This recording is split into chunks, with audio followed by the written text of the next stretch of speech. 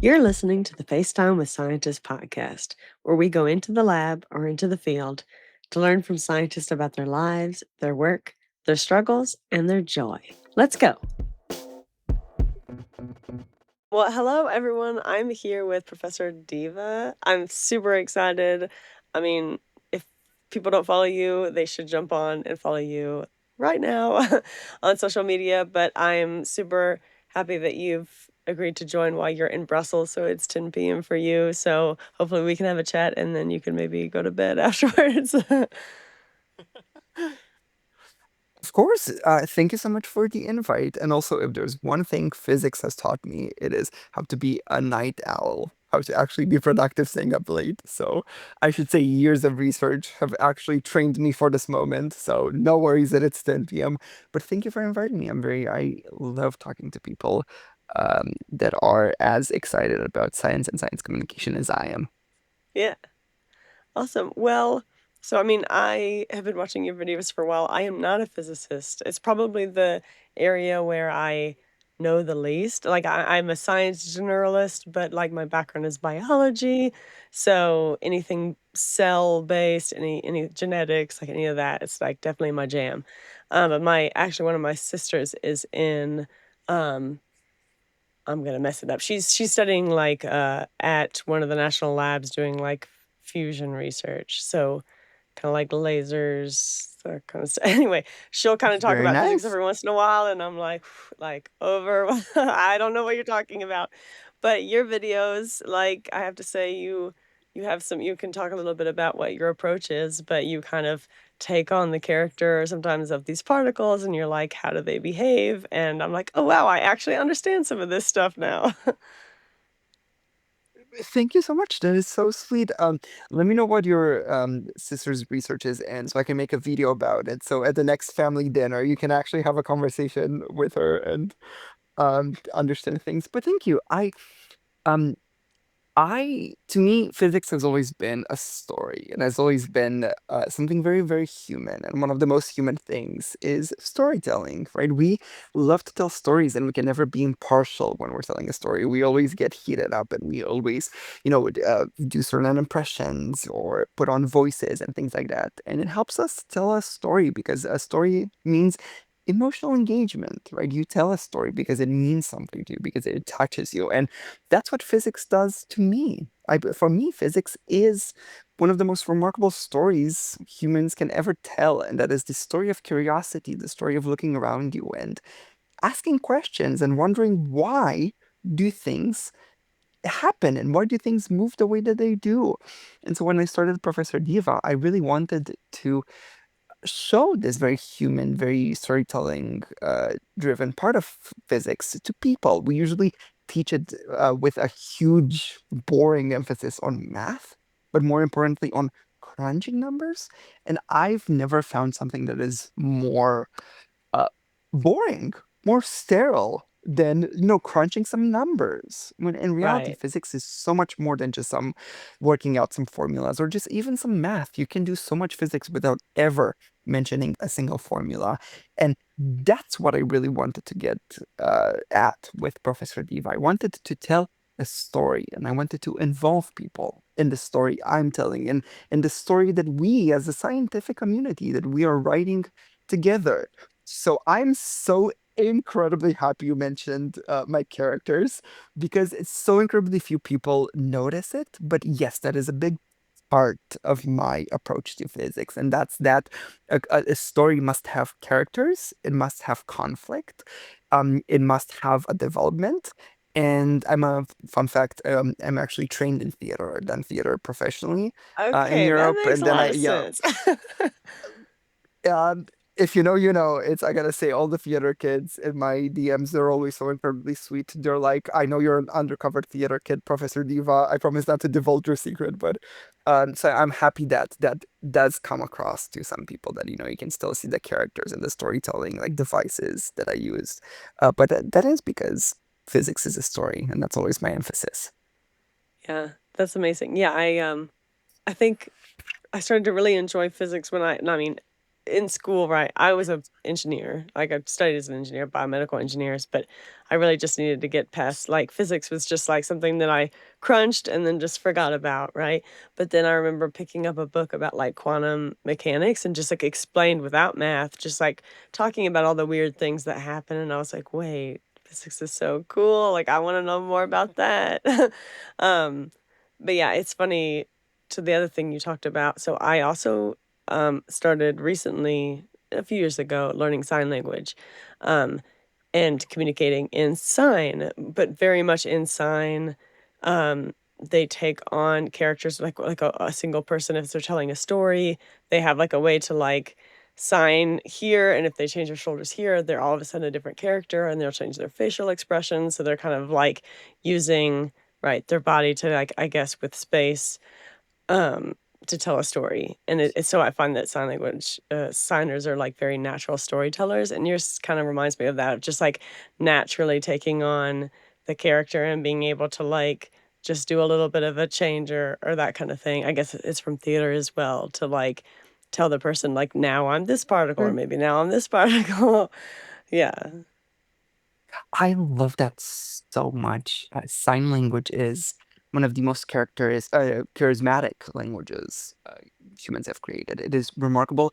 Um, most of the people in my life who are bilingual and things like, American Sign Language and American Spoken English, um, all of them always utilize adjectives in sign language because they feel like the spoken counterpart is not expressive enough.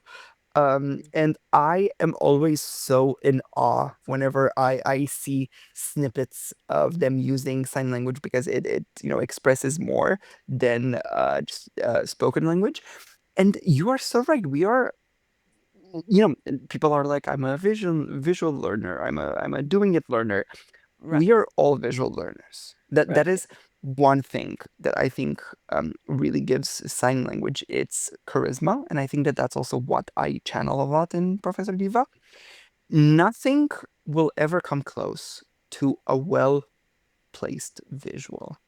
Yeah. Nothing ever helps me in when I teach because Professor Diva didn't just start out of nowhere. I used to teach at university or I still do, but most of the techniques that I used for Professor Diva I learned in the classroom. Nothing ever helped me explain a topic as much as a good illustration or a good visual. And when I started doing Professor Diva, whenever I shoot my content, I always write a script before because writing a script Mm, really makes me see all of the shots that I need. Like for every single concept I introduce, I try to include a visual for it. Right? Energy, you can give me the most luscious decorative description of energy using words. I will never, as any person, understand energy more than when I see a person jumping, a person running, right. a person, right? And so it's that powerful. Like visualization is a physicist's secret weapon. That's when people talk about scientific talent and whatnot. I believe that a person is quote unquote classically talented at physics if they can visualize something on their own. I think that's Right. what we understand as talent. And so I believe that anybody could be good with physics. It's just that you need to discover the way that that person visualizes physics.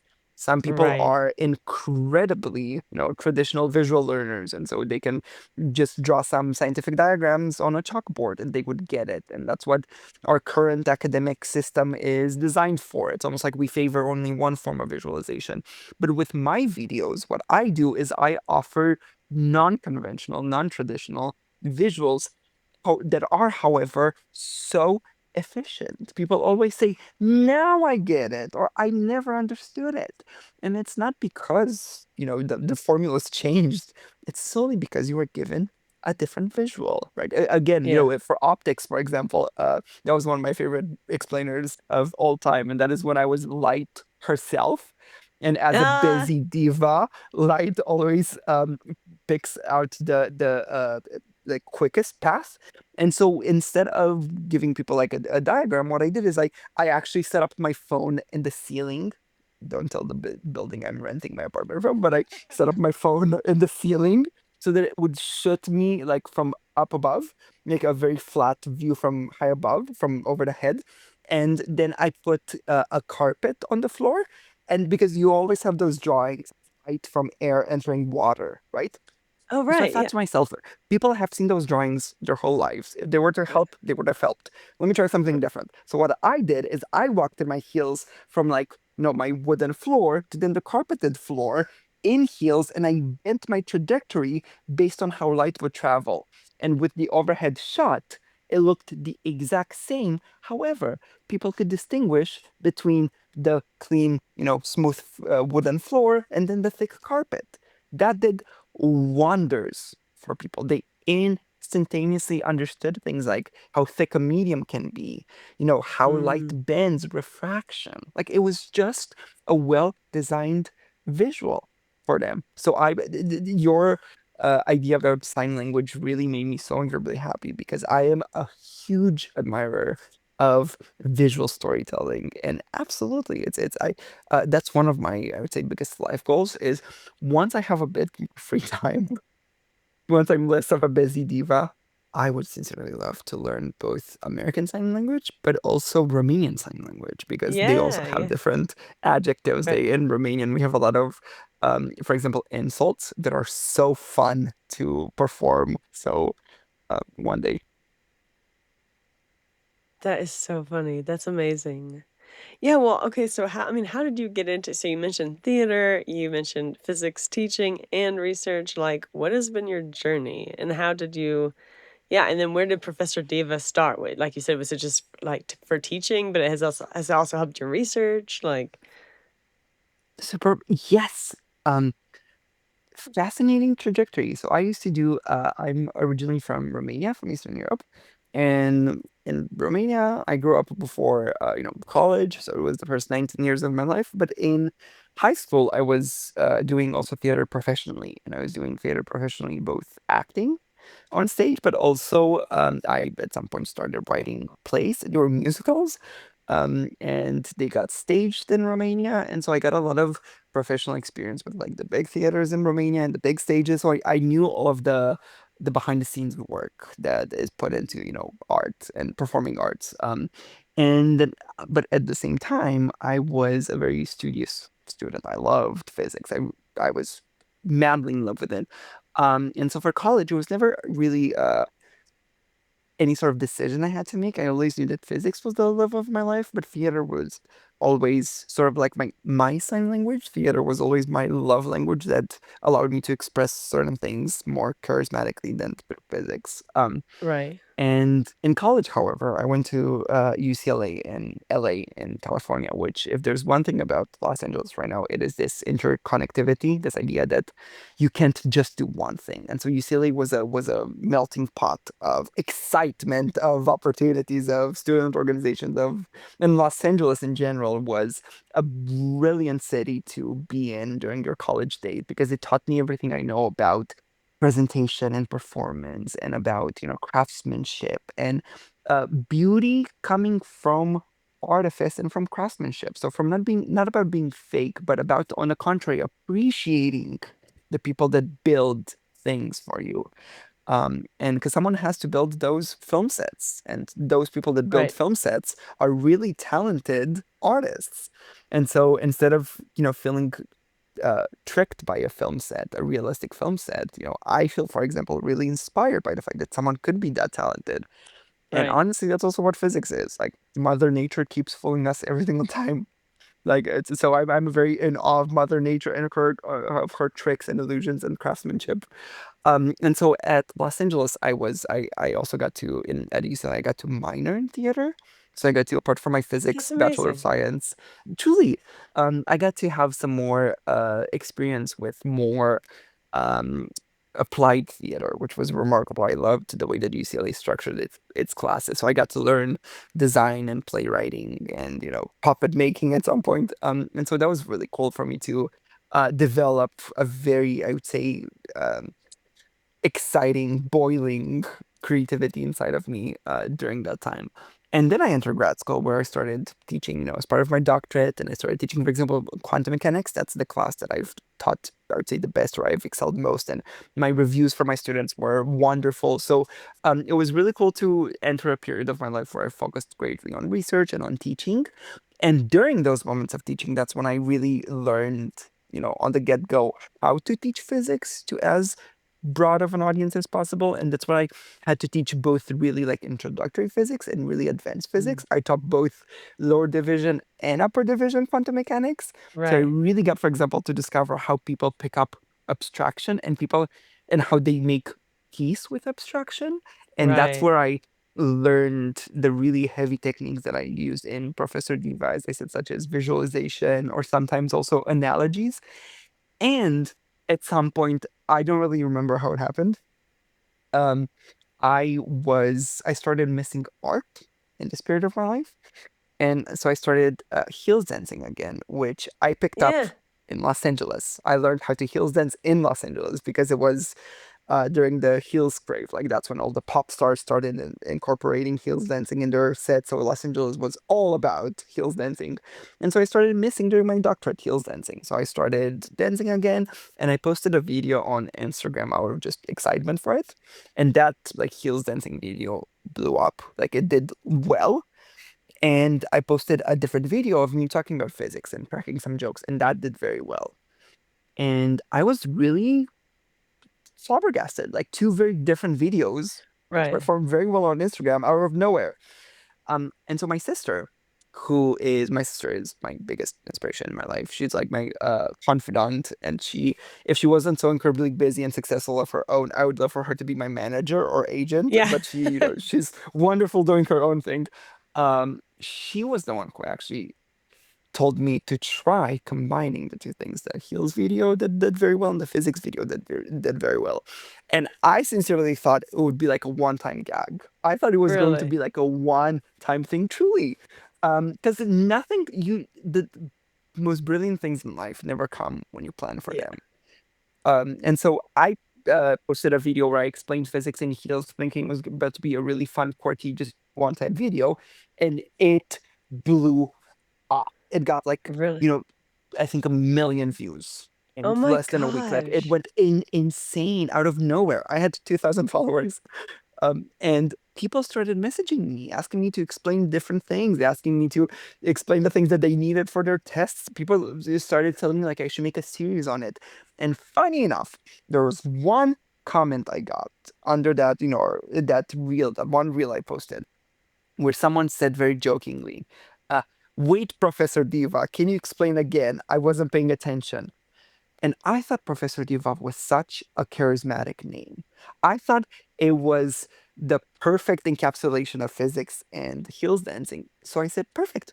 No, they found me. So Someone, they named a you. follower. That's Yeah, uh, hilarious. right? I got baptized by my followers. That's This new amazing. diva that emerged, truly, truly. And from that point on, I started exploring along with my audience who Professor Diva is, what enters Professor Diva's universe, and also how many things can Professor Diva explain. And then I just started having fun, and I've been curious and excited and playful, and I've been crafting everything together. And that is the birth of Professor Diva. That is amazing. It's such a great story of happenstance of like, things can just happen like that, but then at the same time, like all the work you put into like theater and those techniques all the way along, of course, like fueled that, right? So it's like, I don't know, sometimes social media seems such a mystery. It's like, how do you go viral or whatever? But it's not so much that. It's not just like, oh, you just got lucky. I mean, there is like so much of that just good storytelling combined with like education, combined with like your personality, and then yeah, people are gonna love it. Actually, that's an interesting word. It feels like a black box. That's a very physics term. I don't know if you use it in bioengineering. You said you do bioengineering, Yeah, I or did. I you was were trained. trained as Okay, a trained as a biological engineer, and now I'm a science communicator by training, by yeah, my full-time job. that is first of all, that's really cool. I'm sorry you had to deal with thermodynamics in your training. I'm sorry Yeah. that as a bioengineer, I first of all, nothing likes thermodynamics. Secondly, if there's one thing I hated teaching the most, it was thermodynamics. And thirdly, the people that will only do thermodynamics because they're, chemical engineers, bioengineers, they always have such a bad impression of physics. I always feel so bad. I always try to like ask them very nicely and personally to be like, at some point in your life when you're willing to forgive physics, could you please give it another chance outside of Yeah. thermodynamics? So I'm curious now, I'm very intrigued. How did you get into science communication? Because I feel like no one starts doing science communication because they knew they were going to do science communication. I feel like it always happens accidentally, as it happened for me, for example. Um, and secondly, I'm very intrigued about what your experience was with thermodynamics, because you said physics wasn't really nice enough or warm enough for you that you had to crunch it. Yeah, yeah. Well, yeah, I mean, in terms of how I got into science communication, I mean, like you said, I think maybe now it's more of like an established field, but certainly when I was coming up, I mean, I didn't know there was such a thing as science communication. So, I mean, I went into biomedical engineering, biological engineering because like I had an experience at a summer camp when I was in high school of like a woman came to a camp I was at, engineering camp, to talk about like created prosthetics, like implants, like a artificial heart, and she would be in the room with the surgeons helping them implant this device because she was the expert on the device. And like the surgeon would be like, okay, where do we connect this thing? Right. So I was like, that is so cool. That's what I want to do. So I went into biological engineering. I ended up doing nothing with prosthetics. And I very much ended up in a lab that I was doing a lot of like nanoparticle work and then like functionalizing nanoparticles with like biological compounds. So then how do they interact with cells? So like very cell biology type of work. Um, and then science communication, I mean, I had always been a writer. I always enjoyed storytelling. So it's like it's just at some point during my PhD when I was having like this like crisis of like, what am I doing with my Mm. life? I decided that I was going to start a newsletter, which quickly turned into a blog because this is like 2011 when blogs were like becoming a thing. And then it just Oh, kind of like took off. I just started blogging like every day and then people started following. And then I was like, I love this. And then I decided to do it as a career. So then I quit my PhD and started a PhD in mass communication. So, yeah. wow. Yeah. Oh my God. Congratulations. That is really cool. I don't think people really understand how courageous you have to be to go into something creative and especially into something that combines science and creativity because science communication, as you said very nicely, it is still a developing field and I think it's Yeah. developing because we are not used to being so hyper connected. And so it's almost like you are interacting with scientists more than you used to. And so it's time also for scientists, which are not the most socially outgoing people, to learn how to communicate to a broad audience and to a general Right. audience. So that's really cool. Congratulations. That is so incredibly nice. I'm um in awe. And you went, so what was your what medium do you feel like? And I'm asking because I feel like I'm also, learning so much from other people who are doing science communication, because it's science communication sometimes is as intimate as a love language. It's really people, Tolstoy. There are as many kinds of love as there are hearts. Um, there are as many kinds of science communication as there are science communicators. And so I'm really Yeah. intrigued to hear Yeah. what media people gravitate towards, because you went No, from, you yeah. said, from a blog to from a newsletter, which is it's kind of, medium, to a blog, and now to a podcast. So which one do Well, you feel yeah. like is So your favorite? for a long time, I mean, writing is definitely my love. Like I grew up, I was a homeschool student, so like and I learned by just like reading. I mean, I just taught myself really a lot because I just read like everything I could get my hands on. And I was also, just like a kid who escaped into books. And so I never really learned to write except for like I read all the science fiction classics. Like I love sci-fi. I just kind of like embodied this and then like put it back out into the world. And I'm like relatively shy, so like definitely writing was medium for me for a long time and still is like I feel like I can write better than anything else. But over time, slowly, as I went into a mass communication degree and I took some journalism classes, some classes on like how to interview people, and my first class like that was we were supposed to interview people who had been through like a trauma or like a crisis, and I chose to interview a young woman who had been through a lab fire and was like badly burned, a chemistry lab fire. And I just remember being like terrified of doing this interview, you know, so it was like baptism by fire, literally, of like, and she was fantastic. She was used to Yeah. talking to people about this. But like just the more I practice interviewing and talking to people, it's actually been a long time since I finally decided I was like, I should start a podcast. But for a long time I've not been wanting to be the face of anything, right? So I'm like, no, let's just do it. Like, you know, it'll Yeah. be fine. Nice. But yes. Yeah, Aw, I've often chose to be behind the camera, like on the other side fair. of it, not the front side of it. But yeah, Fair. That makes perfect sense. That's very cool. See, you when you were little, you were escaping in reading, because that is how powerful a good story can be. right. Because you were grafting towards storytelling. Um, that is my escape. That is how I escape in physics. I have moments now when reading research, for example, can be as immersive as reading fiction. And it's powerful because storytelling is just unmatched, especially as a nerd. Yeah. Respectfully towards anyone doing science, we are all nerds, and that is Oh, oh, wonderful, absolutely. Yes. right? We are. I love one thing I love is the fact that the people that are true nerds are proud of being nerds.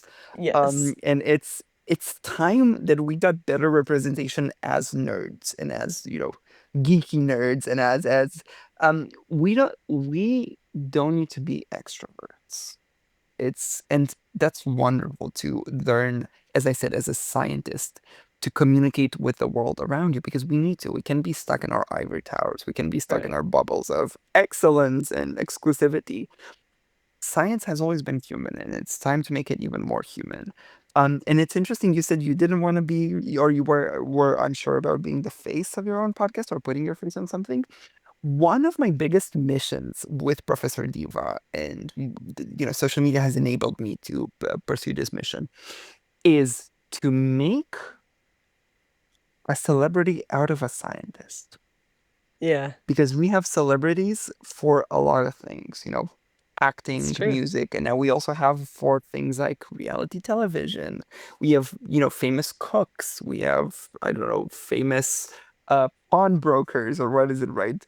We have However, when it comes to science, it is always we either have very sterile role models, which get mythologized to the point of getting stripped of any humanity whatsoever, or Right. even worse, we have um, negative images of scientists because we see Oh them yeah. as being awkward, rough, mean, or, even in a more aggressive matter, we see them as bad looking, as mean spirited, as unattractive, or, as simply just uh, avoidable, unapproachable, right? I mean, if you look at The Big Bang Theory, the sitcom, you can't help Right. but realize the fact that we always portray scientists as not being worthy of fame or celebrity because they're always, as I said, they have no redeeming quality to be that.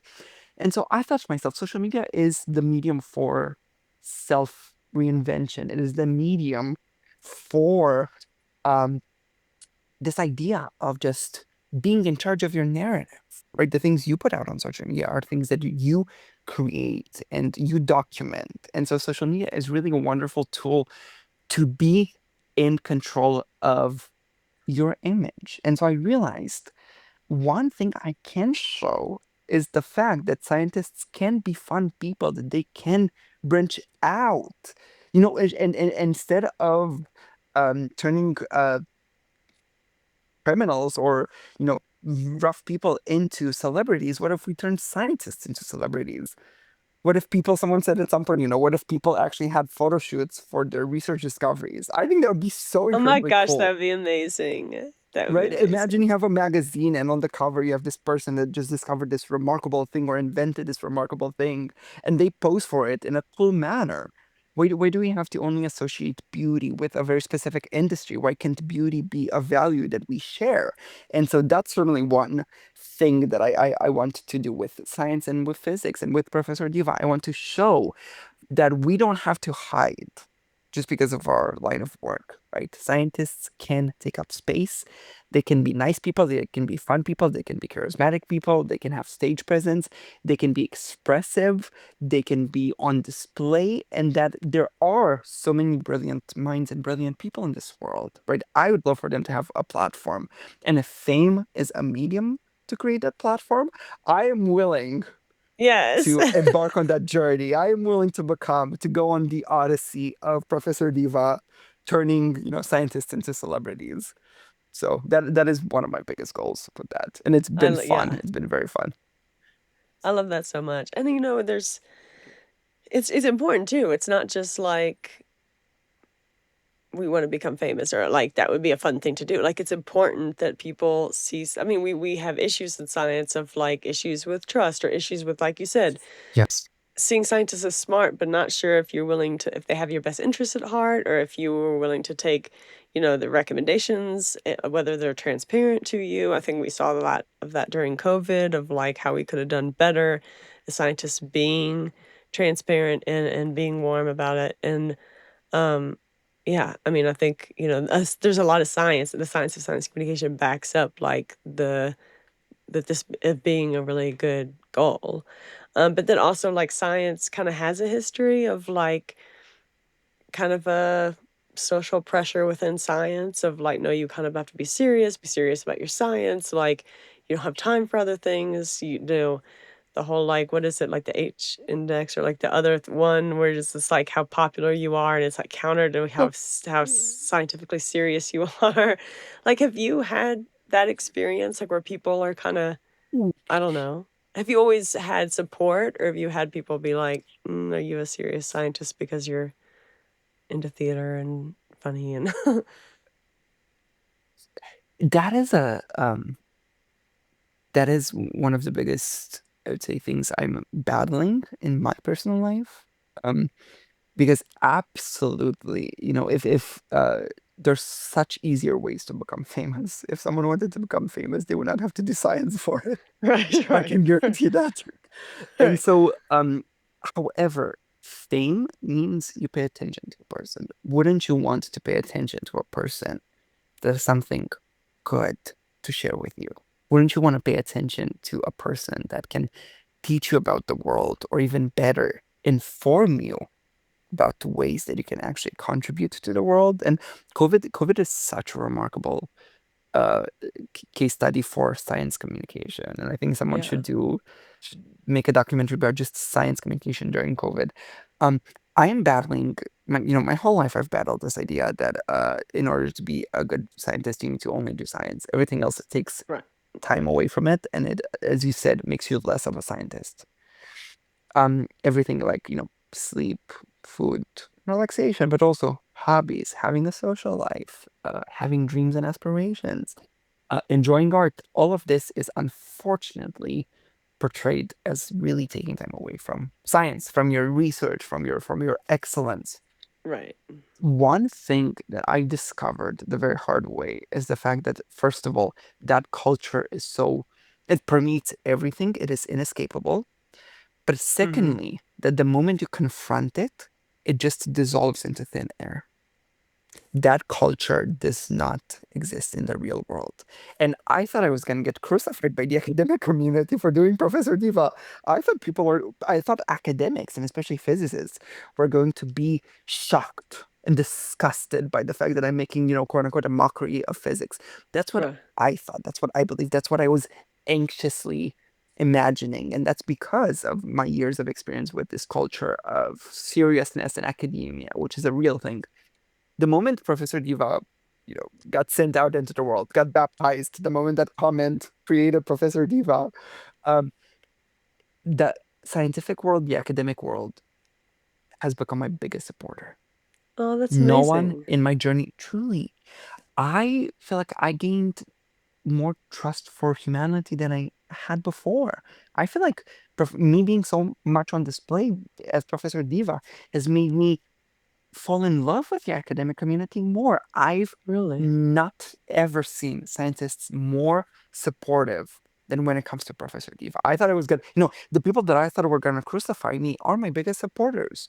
It's like everybody in science has been suffering from this culture of seriousness. And I feel like everybody has been waiting for someone to come and to demolish that. And Right. I feel like people are really supporting me on my journey to demolish that. It's phenomenal. It's remarkable. I'm utterly grateful for it. And I'm also, I was brought to tears. Again, I was imagining such horrible things coming, and when in reality, a whole world of scientists was waiting for me to gather enough courage to do it. Yeah. So Oh my gosh. I mean, it's it seriously like gives me goosebumps because it's so true. mm, I mean, I did a study at some point when I was doing my science mm, communication research, just like of if scientists took, we had scientists take pictures in the lab, like of the, but this was several years ago, we had them take like selfies, like smiling at the camera, being like, look at my, like, what I just made in yeah. the lab versus like just traditional scientific imagery where like they would be taking image of their flask or something. And then we're measuring people's like perceptions of those scientists. And we had like really wonderful results where like if just a fact of a Wow. scientist like smiling and like being like, this is my work, like it communicates warmth, it communicates passion. And so like there's in classic literature on studying trust, there's like a competence element of trust and a warmth element of trust. So scientists typically rate really high on competence, but not like mid range on warmth. And you can increase that warmth by like basically being like presenting yourself as a human, as a person who cares about things, who has passions and that kind of thing. And I think when I published that study, the biggest outcome was that scientists like ran to be like, yes, time for my selfie, right? Like they wanted an excuse. Like scientists just showed Oh, me that I can be human in my science. So like yeah. let me take selfies now. It was like they were obviously waiting for this moment. So I think just like, yeah, giving scientists this like permission is like so empowering. That is so incredibly powerful. That is so touching. Oh my God. Can after this podcast, can you please send Yeah, yeah, me some links to this research? Because isn't it wonderful how the thing that we love most, which is science and research, could make us so happy and feel so seen and feel us right, so supported, so emotionally supported. How right. powerful is that? I adore that greatly. That is superb. Thank you for Yeah. doing that. Thank you for Yeah, leading that no. research. Thank you for sharing the findings. I want to, oh my God, I want to now just make an Instagram story about it or an Instagram reel about that research because it can be that simple. Science Yeah, communication doesn't need to put out masterpieces every day. We don't need right, full-length documentaries. Sometimes it can be as strong as a photo. right. And it's again, science is a human endeavor. It is by humans and for humans. So why are Yeah, we trying to make robots out of us? Why are we trying to right, portray ourselves right. as either mythological beings, demigods, or where or as robots or machines, right? It is still a human endeavor, and that's really one thing I've been working very hard at, and that's to show the human side to science. So Yeah. thank you for doing that. That's really Yeah. cool, and also good to know that you said warmth and competence that are the two biggest Yeah. qualities. Warmth and competence are like there's a universal scale of Susan Mm-hmm. Fiske is the researcher who's done a lot of research on trust, where she has like a grid of like who do we trust the most, and maybe down here it's like Right. lawyers, and up here, right? So it's like different occupations, and typically That's really scientists funny. are Got like, it. Got it. yeah, scientists are, oftentimes they're pretty trusted, but they're like less on the Hmm. warmth scale, high on competence. And I mean, honestly, I personally believe it's just like not many people can name a living scientist, right? Like people just don't Yeah. know a scientist. And I think part of that is because the people that are scientists out there aren't like, yeah, presenting yourself as a whole, like on your Instagram or on my Instagram, like coming out and being like, I'm a scientist, I am also a dancer, I am also this, that, and like holistically saying this is me. I think it's very empowering for the person, but it also helps the people on the other side of that to be like, oh, all of those things are not mutually exclusive and they can all be done together, which is sad that we have this mindset that we like label, it's just human to like kind of label and categorize, but it's so counter to, Yeah. well, science, I guess. Truly, truly. That's quite touching. That is really touching and good to know. Do you know why people can't name a living scientist? And that's because we don't treat scientists like celebrities. This is Right. my mission. This is what my mission. This is what I want to do. I want to write. I love the Shouldn't idea of we like celebrate? Thank you. photo shoots of science. That would be amazing. And people, speaking of the selfies and people smiling, it can be as simple to induce warmth in people as just doing a photo shoot. And I will say one of the things I love most about Professor Diva is the fact that it gives me an excuse to do photo shoots. I love doing photo shoots. I love posing. I love, again, because it's visual storytelling. Sorry, I Right. love posing. I love being on camera. I love playing around with things like that. And that's been wonderful for Professor Diva to just come up with photo shoots. Because another thing that tells people, celebrity, another like hint that someone is a celebrity is if they have an excuse for a photo shoot. And Uh-huh. almost all people don't have an excuse for a photo shoot. And as Professor Diva, I just want to have excuses for photo shoots. So I do a lot of photo shoots as Professor Diva to deliver this point of, the scientist as the celebrity. So that's certainly part of the mission building. And it doesn't need to be big. It doesn't need to be explosive. Sometimes it can just be, as you said, a selfie with a smile. It can just be a photo shoot Right. posted on Instagram. It can just be Right. small hints that, this is a person that has something good to offer. Or Right. other times, and this is a spoiler, I don't know when the podcast is gonna come out, but I think that by the time that the podcast comes out, this will be out in the open. Spoiler alert, I'm going to have a billboard with my face on it Oh my for Professor goodness. Diva. Uh-huh. Oh my In at gosh. I know, in Illinois, in Urbana-Champaign, so the place where I'm doing research at UIUC. I will most probably be the first physicist or scientist to have a billboard with them just for them, just promoting themselves.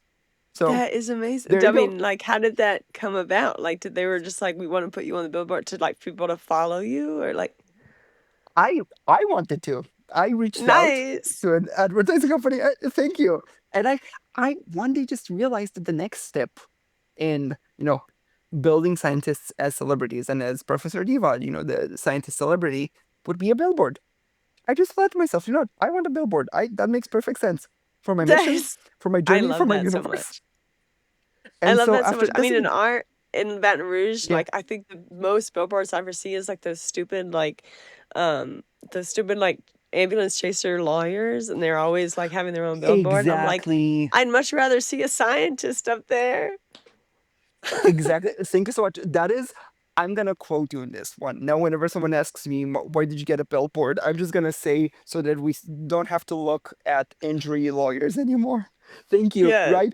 That's again, it's like it's seeing so many ads for lawyers. You don't necessarily feel compelled to look into them. You just feel annoyed. You just feel, buzzed by them, or I should say, bothered by them. Um, and yet, if you were to see, because it's my billboard, for example, will be, it's called, the tagline is "Making Physics Fabulous," and fabulous Oh has a my, PH instead of an F. oh my So gosh, I love the it. advertising company I'm working with were very smart. Shout out to Ben for all the help. This, for example, will be a lot of fun. And so if you see someone saying like they're making physics fabulous, right? You just want to learn more. You just want to look into it. And if that exposes you to active research, because that's also one thing I love working with research labs to uh, showcase their research. If that teaches you about research, or that teaches you fundamental physics, or that just teaches you about science communication, it's a huge win for Yeah. everybody. So yeah, I might, if this billboard is successful, I might put out some more billboards everywhere. You might see me in your hometown. Yay. You never know. That is so cool. I love that so much. Yeah, I had a thought, but I lost it. But yeah, that's amazing. Well, So yes, how, I was gonna yeah, ask you. yeah, please, So, there you go. well, actually, I'm gonna dub that out and just say, like, a university that I worked at, like, a lot of the approach to the photography was like they were kind of like prompting the scientists to be like pose next to their thing and just be like kind of a serious like I don't know, maybe it was a little bit athletics kind of thing, but anyway, it was just like the scientists were like not supposed to smile, they're like crossing their arms and just kind of looking like, yes, like I'm doing serious things. And I mean, maybe sometimes that's good, but like what is your approach to like how you would portray is that like yeah, how would you pose in your photo shoots? Ooh, I fabulous question. I forgot it before. I'm so grateful for it. Um, Unfortunately, a lot, if not all of science, culture is built on masculinity. Yeah, And masculinity is not a good value. It is always built on competition. It is always built on intimidation. It is not built on qualities like nurturing and love and caretaking. It is always about domination and competition. And so that's also what fuels the very toxic side of academia. And that is this competition, this, I know more than you do, so I'm better at science. right. I do better research than you do. And so, yes, everybody, every single department sponsored photographer has forced me to put my arms like in my, uh, Right. I cross my arms and pose in like this cool, intimidating manner. And Right. the problem with that is that, first of all, it is a cliche.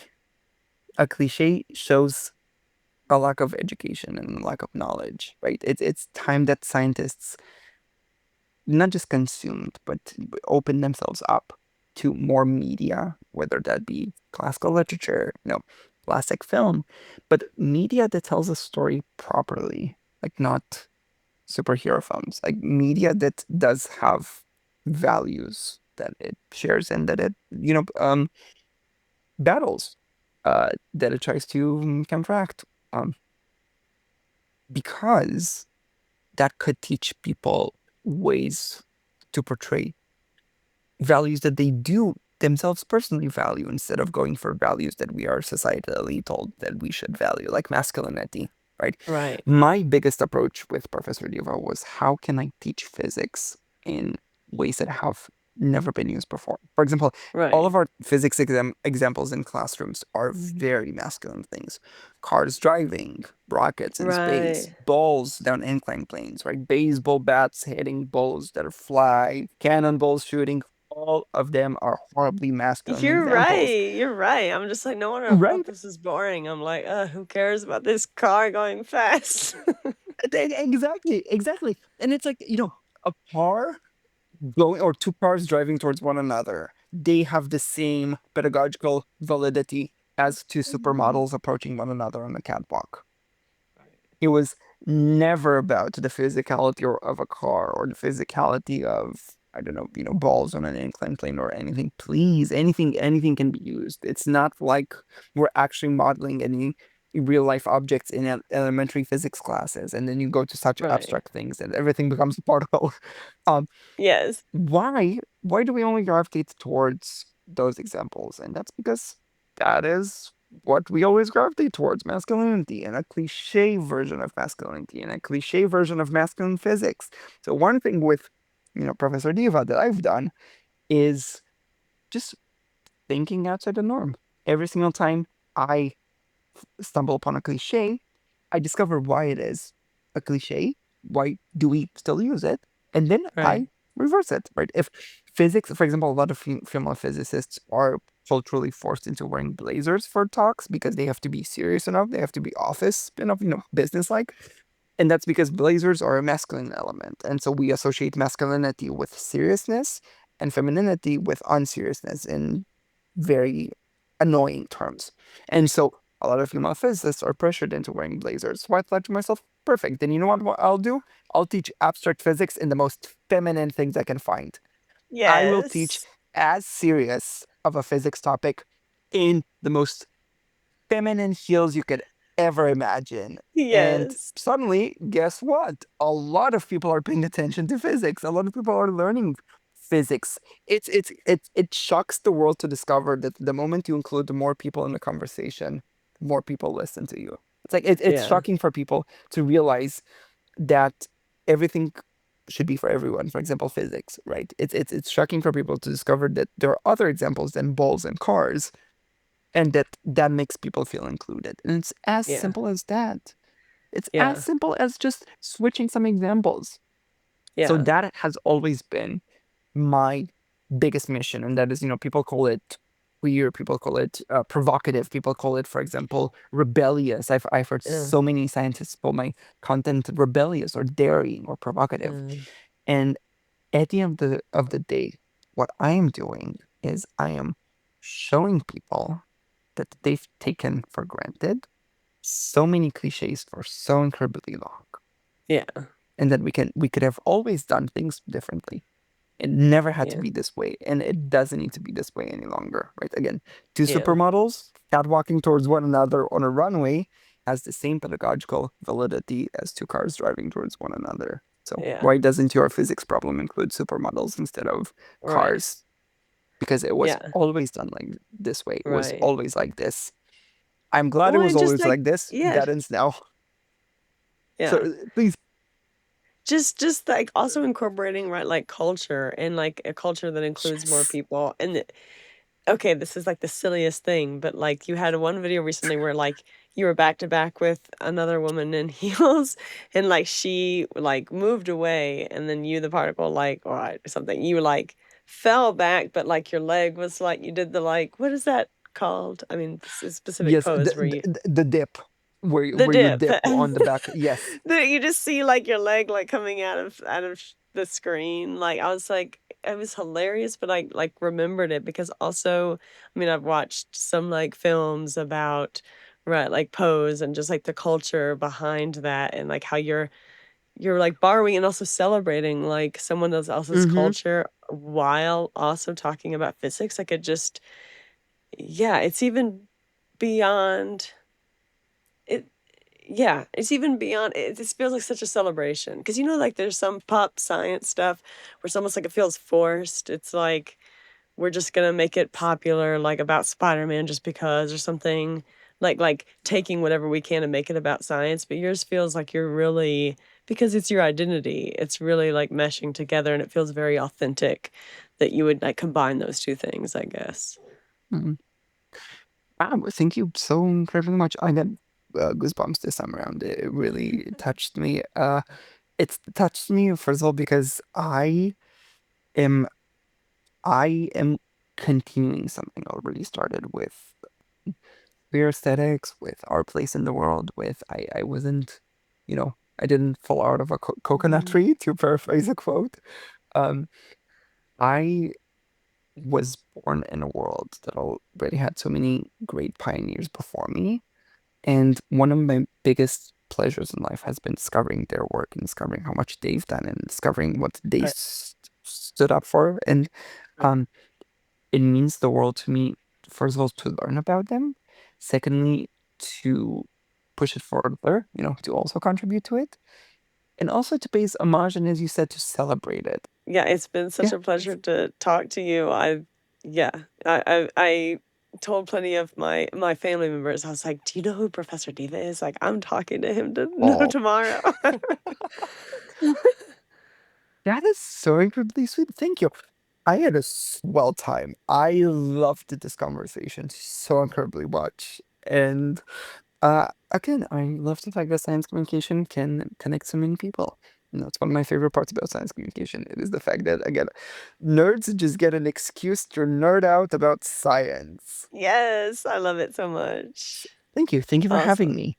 Left my Yeah, of time here. course. Thank you so much.